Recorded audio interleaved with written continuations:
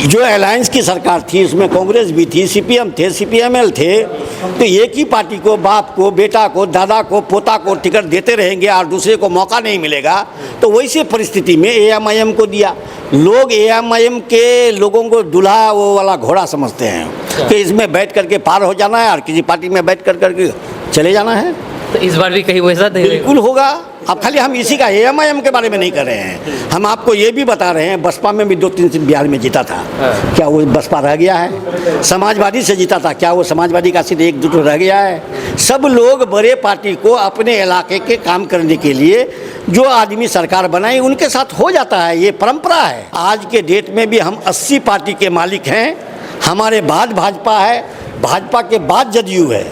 इसलिए जदयू और भाजपा का मिलन वैसे ही नाव की तरह है जैसे लोहा और लकड़ी का। आरजेडी का किससे मुकाबला होगा सर? सीमांचल किशनगंज के बारे में बात करें तो जेडीयू से होगा, जनसुराज से होगा या फिर एआईएमआईएम से? आरजेडी का किसी से मुकाबला है ही नहीं। किसी से मुकाबला नहीं? किसी से मुकाबला नहीं है। ये के फॉर्मेलिटीज़ है, 2025 फॉर्मेलिटीज़ है और लोगों का सरकार में रहकर ही काम हो सकता है, विपक्ष में बैठ करके काम नहीं हो सकता है। कहाँ फिर सरकार में रहे? सरकार से तो फिर बाहर हो गए।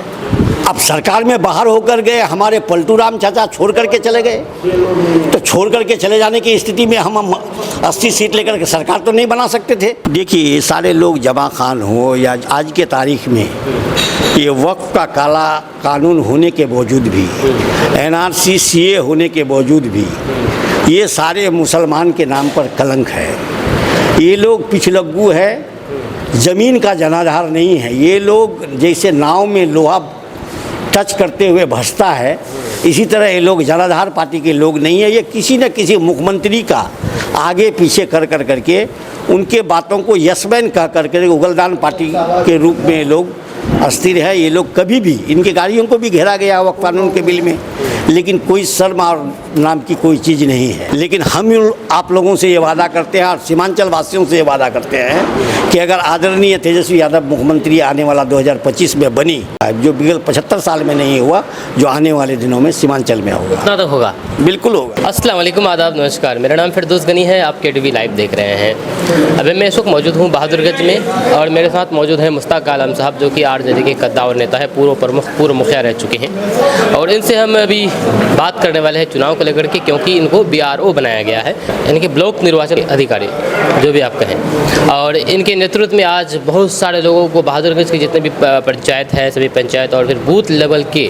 तक के लोगों को प्रमाण पत्र देकर के जिम्मेदारी दी है, नई जिम्मेदारी दी है। तो सर सबसे पहले आप ये बताइए कि जो आपको बीआरओ बनाया गया है, क्या इसमें काम है आपका? क्या मतलब पंचायत को लेकर, प्रखंड को लेकर चलना है? सबसे पहले तो हम आपको मुबारकबाद दें कि जहाँ जहाँ इस संदर्भ का कार्यक्रम या छोटा छोटा कार्यक्रम होता है, आपके माध्यम से हमारे न्यूज़ों को, लोकल समस्याओं को उठाया जाता है। मेरी तरफ से केटीवी लाइव आपके शुभचिंतकों को बहुत बहुत ढेर सारी बधाई। देखिए मकसद ये है कि आज निर्वाचन पदाधिकारी के रूप में प्रखंड का हम लोगों को बहादुरगंज और सहायक निर्वाचन पदाधिकारी हमारे भाई रमीज़ रजा साहब को प्रतिनियुक्त किया गया है पटना के माध्यम से, और उसी के कड़ी में हम लोग बहादुरगंज में आकर के अंजार नईमी साहब की उपस्थिति में हम लोग ने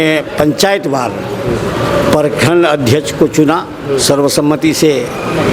अख्तर नईमी उर्फ गुड्डू साहब को पंचायत प्रखंड के अध्यक्ष चुना, प्रखंड अध्यक्ष चुना गया, जो सर्वसम्मति से हुआ। और हम सभी लोग उनको बधाई दिए कि पुनः उनका अध्यक्ष पद सर्वसम्मति से होना आज की तारीख में बड़ी अच्छी बात है और पार्टी को भी एक अच्छा मैसेज गया। दूसरी ओर 22 पंचायत में 22 पंचायत अध्यक्षों का चुनाव किया गया, जिसमें एक उपाध्यक्ष, प्रधान महासचिव 1, महासचिव 2, सचिव 3 और बीएलओ सदस्य 11 प्रत्येक पंचायत में इस तरह की पंचायत अध्यक्ष को चुनने का कार्य किया है, जिसमें हमारे साथ सारे लोग प्रखंड और पंचायत से उपस्थित रहे। और सभी लोगों को हम लोगों ने जो पार्टी पोर्टफोलियो है 2025 में जो चुनाव से संबंधित हमारे पार्टी के पोर्टफोलियो है, उन लोगों को बताने का काम किया। और उन लोगों से गुजारिश भी किया कि आप लोग अपने अपने वार्डों में जाकर के ग्राम सभा, आम सभा करके आप लोग हमारे पार्टी का जो 2025 का चुनाव मैनिफेस्टो है उसको बताएं, जिसमें माँ बहन सम्मान योजना है, वृद्धा पेंशन की योजना है, 200 यूनिट बिजली फ्री का योजना है, उसके बाद बेरोजगार शिक्षित बेरोजगार युवाओं की नौकरी है। ऐसे बेशुमार मसाइल जो हमारे पार्टी गरीब हित में, जनहित में, समाज की आखिरी पंक्ति में दलित, महादलित, पिछड़ी जाति A to Z की पार्टी के लिए जो मैनिफेस्टो तैयार किया है, इन सारी बातों को आम वोटरों तक, जो जहाँ तक लोग नहीं पहुँच पाते हैं वहाँ पहुँचकर हमारे पार्टी का पोर्टफोलियो को पहुँचाने का काम करें और उनको ये जिम्मेदारी दें कि आने वाले 2025 में अक्टूबर नवंबर में जो चुनाव है अपने पार्टी के हक के लिए लड़ाई लड़िए और 2025 में माननीय डिप्टी सीएम आदरणीय तेजस्वी यादव जी को मुख्यमंत्री के रूप में उनके सपनों को साकार कीजिए। अपने सपनों को साकार करते हुए आने वाले दिनों में गरीबों का जो सपना उनके प्रति मैंने बटोर रखा है विगत 20 वर्षों, उसको सपना को साकार करने का काम कीजिए। यहाँ पर आपने महिलाओं को 2500 रुपये देने की बात कही कि 2500 रुपये महीने दिया जाएगा, लेकिन वहीं पर विपक्ष आरोप लगा रहे हैं कि ये कतई संभव नहीं हो सकता है, ये नहीं दिया जाएगा, ये सिर्फ चुनावी वादा है, चुनाव के बाद सारा भूल जाएंगे। देखिए, जुमलाबाज भाजपा की जनता है। 15 लाख रुपया दे रहा था।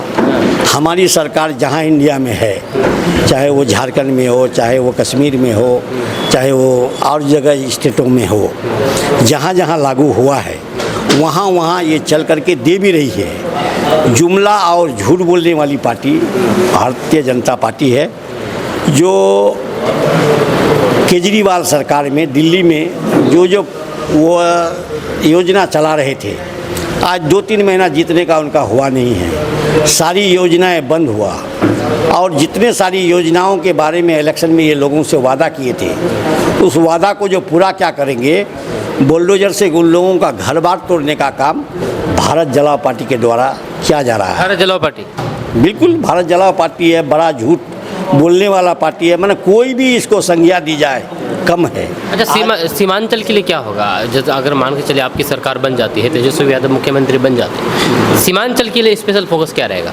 क्योंकि सीमांचल आज भी बिहार में सबसे पिछड़ा क्षेत्र है। देखिए, 20 साल झूठ बोलकर आदरणीय नीतीश कुमार जी डबल इंजन की सरकार बनाने वाले आदमी बिहार के लिए स्पेशल राज्य जो लेना चाहिए था वो आज तक नहीं कर पाया।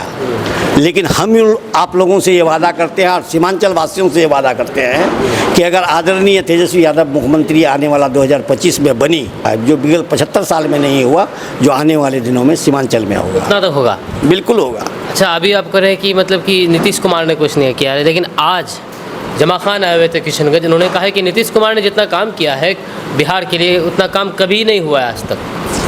देखिए, ये सारे लोग जमा खान हो या आज के तारीख में ये वक्फ का काला कानून होने के बावजूद भी, NRC CA होने के बावजूद भी, ये सारे मुसलमान के नाम पर कलंक है।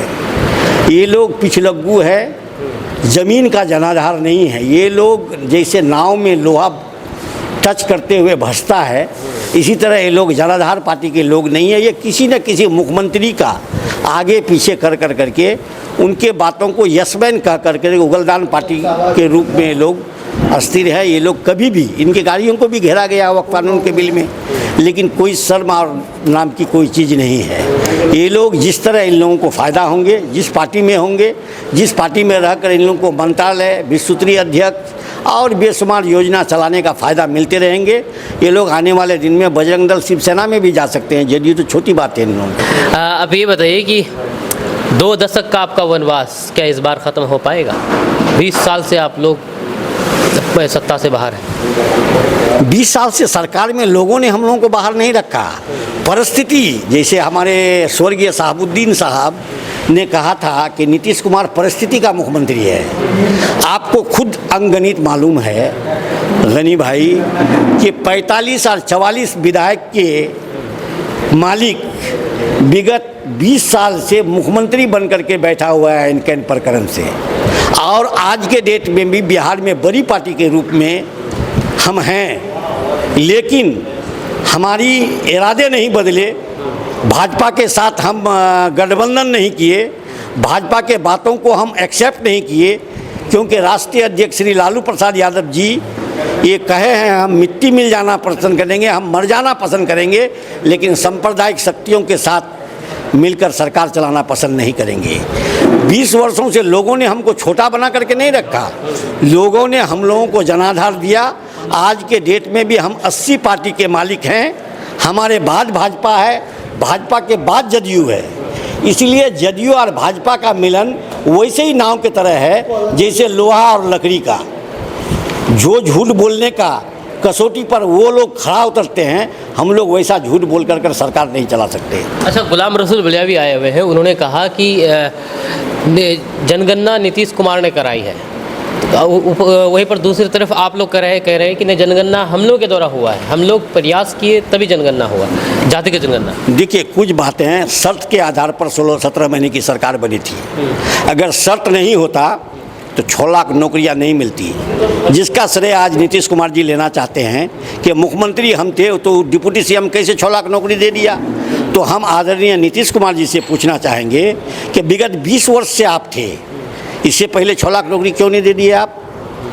और जो मंत्रालय से नौकरी दी गई वो सारा मंत्रालय हमारे राष्ट्रीय जनता दल के हाथों के लोगों में था, और ये शर्त हुआ था कि जब तक जातीय जनगणना और नौकरी, शिक्षित बेरोजगार लोगों को नौकरी आप नहीं देते हैं तब तक हम आपके पार्टी में सम्मिलित होकर सरकार नहीं बनाएंगे। इन वादों पर खड़ा होकर तब हमारे आदरणीय तेजस्वी यादव 17 महीना की सरकार में जिस क्षेत्र में हमारे मंत्री लोग रहे उस क्षेत्र में काफ़ी विकास हुआ। अच्छा, आपने रोजगार के बारे में बात की, नौकरी के बारे में बात की, तो वहीं पर उमेश कुशवाहा जो कि प्रदेश अध्यक्ष हैं जेडीयू के, उन्होंने किशनगंज में कहा कि उन्होंने कहा कि नीतीश कुमार ने 12 लाख नौकरियां देने का सृजन किया है और 38 लाख रोजगार, कुल मिलाकर के 50 लाख। तो इसका मतलब क्या है कि बिहार में बेरोजगारी ख़त्म हो जाएगी अब? देखिए, उन लोगों का अंक गणित की जानकारी हम लोगों को नहीं है। अब कल ही परसों एक न्यूज आ रहा है कि देश में चीन से आगे, जापान से आगे इंडिया 4वां स्थान पर आ गया है। तो इन लोगों का कौन गणित है, कौन कंप्यूटर है, ये हिसाब उन्हीं लोगों से आप अगर लीजिए तो बेहतर होगा। इंद्रदेव पासवान जेडीयू में शामिल हुए, आरजेडी के लिए कितना मुश्किल होगा? आरजेडी के लिए कभी मुश्किल नहीं रहा है। आरजेडी में वैसे निरीह लोग भारी संख्या में हैं जो आरजेडी को आज तक मजबूत करते रहा है, और वो निरीह, गरीब, मजदूर, दलित, पिछड़ी जाति के लोग हर वक्त आरजेडी को मदद किए हैं। जो राष्ट्रीय अध्यक्ष लालू प्रसाद यादव को समझते हैं वो कभी दूसरे पार्टी को वोट देने का काम नहीं करेंगे। आरजेडी का किससे मुकाबला होगा सर? सीमांचल किशनगंज के बारे में बात करें तो जेडीयू से होगा, जनसुराज से होगा, या फिर एआईएमआईएम से? आरजेडी का किसी से मुकाबला है ही नहीं। किसी से मुकाबला नहीं? किसी से मुकाबला नहीं है। ये कि फॉर्मेलिटीज़ है, 2025 फॉर्मेलिटीज़ है, और 2025 अक्टूबर-नवंबर के बाद आप देख लीजिएगा कि आरजेडी भारी बहुमत से सरकार बनाएगी और उसका नेता हमारे आदरणीय तेजस्वी यादव मुख्यमंत्री के रूप में लोग चुनेंगे और लातादाद वोट से चुनेंगे। आप कह रहे हैं कि आरजेडी का किसी से मुकाबला नहीं है। 2020 में तो फिर कहाँ आरजेडी बस एक ही सीट ले आ पाए थे, ठाकुरगंज, बाकी तो आप इन होल्ड बताइए। एक उपवाद है, आप एक ही पार्टी के लोग को 4 मरतबा 5 मरतबा टिकट देकर रखिएगा तो लोग खिन्न होकर करके वोट देने का काम किया था। ऐसा नहीं है कि लोग आरजेडी से विरोध थे। जो अलायंस की सरकार थी उसमें कांग्रेस भी थी, सीपीएम थे, सीपीएमएल थे, तो एक ही पार्टी को, बाप को, बेटा को, दादा को, पोता को टिकट देते रहेंगे और दूसरे को मौका नहीं मिलेगा। तो वैसी परिस्थिति में एएमआईएम को दिया। लोग एएमआईएम के लोगों को दूल्हा वो वाला घोड़ा समझते हैं कि इसमें बैठ करके पार हो जाना है और किसी पार्टी में बैठ करके चले जाना है। तो इस बार भी कहीं वैसा बिल्कुल होगा। अब खाली हम इसी का एएमआईएम के बारे में नहीं कर रहे हैं, हम आपको ये भी बता रहे हैं बसपा में भी 2-3 सीट बिहार में जीता था, क्या वो बसपा रह गया है? समाजवादी से जीता था, क्या वो समाजवादी का सीट 1-2 रह गया है? सब लोग बड़े पार्टी को अपने इलाके के काम करने के लिए जो आदमी सरकार बनाए उनके साथ हो जाता है। ये परंपरा है। परंपरा है, बिल्कुल परंपरा है। तो ये धोखा नहीं हुआ? कैसे धोखा हुआ कि हम वोट दिए दूसरे को, चले गए दूसरी तरफ? ऐसा कोई बात नहीं है। आप जीत करके गरीबों का, मजबूरों का, जो आदमी आपको वोट दिया उनका काम उस पार्टी में रहकर ऐन कैन प्रकरण से जीत गए और काम नहीं कर सकते तो आने वाला दिनों में लोग आपको गर्दनियाँ नहीं देगा। इसलिए लोग जो भी गए काम करने के लिए गए, और लोगों का सरकार में रहकर ही काम हो सकता है, विपक्ष में बैठ करके काम नहीं हो सकता है। कहाँ फिर सरकार में रहे? सरकार से तो फिर बाहर हो गए। अब सरकार में बाहर होकर गए, हमारे पलटू राम चाचा छोड़ करके चले गए, तो छोड़ करके चले जाने की स्थिति में हम 80 सीट लेकर के सरकार तो नहीं बना सकते थे। हम लोग उन्हें छोड़ करके नहीं गए थे, हम लोगों को छोड़कर उन्होंने गया। 17 महीना में जितना ले रहे, जो 17 महीना में हमारी पार्टी साथ रहकर काम किया, वो 17 साल में नहीं किया होगा। अच्छा, एक लास्ट सवाल, सीमांचल के लोग आरजेडी को वोट क्यों दें? किशनगंज के लोग आरजेडी को वोट क्यों दें? क्योंकि किशनगंज में और भी पार्टियां हैं जो कि काफ़ी मेहनत कर रहे हैं, तो उन सब को छोड़ करके आरजेडी को ही क्यों वोट करें? देखिए, सिर्फ आरजेडी को वोट नहीं कर रहा है, ये इंडिया गठबंधन में बोल रहे हैं। उसमें विलय जितने सारे पार्टी हैं, वो सारे पार्टी के लोग आरजेडी को, जहां आरजेडी को टिकट मिलता है तो सारा इंडिया गठबंधन के लोग उसको वोट करते हैं, जहां नहीं है वहां नहीं करते हैं। इसलिए इंडिया गठबंधन जो सेकुलर पार्टी है, जो सभी जात धर्मों को लेकर चलने का काम कर रहा है, इसीलिए वहाँ के लोग वहाँ उसे वोट देने का काम करता है। ठीक, बहुत बहुत शुक्रिया सर।